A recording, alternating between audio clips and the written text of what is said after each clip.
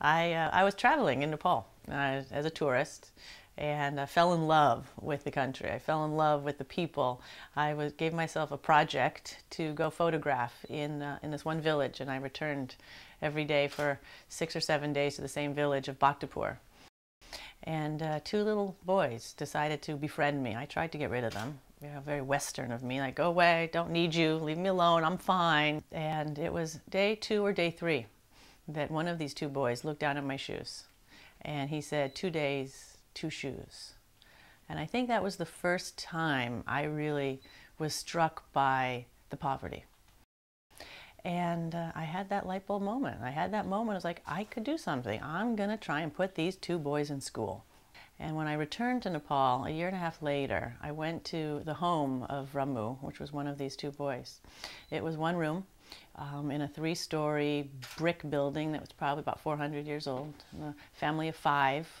And on the wall was taped a picture of Ganesh and a picture of Shiva. They're all Hindus here in Nepal. And a picture of me. And it was that moment that I knew I'd made a difference for these kids. It was one of their mothers who wanted a job. So I gave her a job, and I opened a home for orphaned and underprivileged girls. And that's when Unnati was really born. We took in 5 little girls. They were 3, 4, and 5 years old.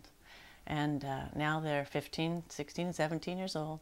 And I've had the privilege of being able to raise them and educate them and give them a foundation to grow on.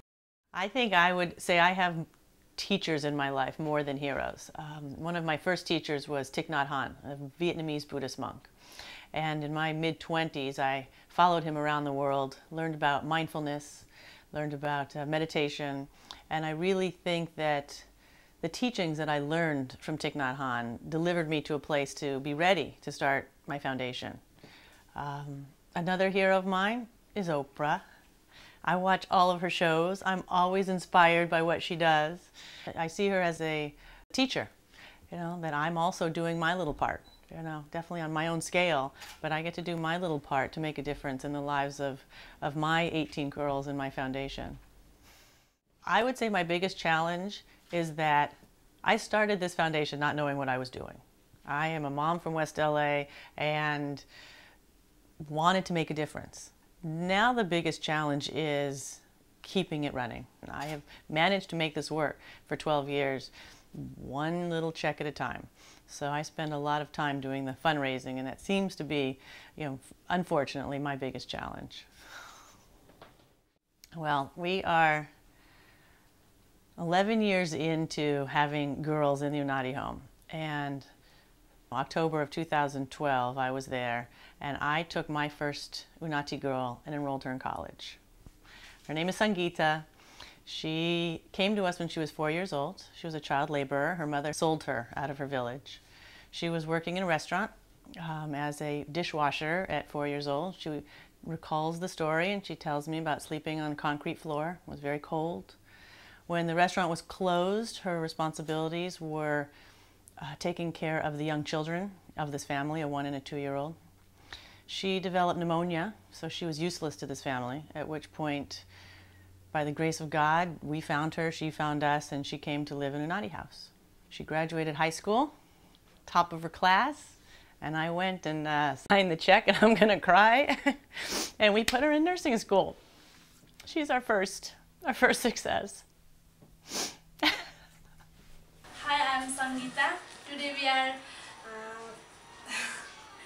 we are going my college for admission, and I'm getting paper and my uniform. Are you happy about that? Yeah, I'm too much happy and excited to go.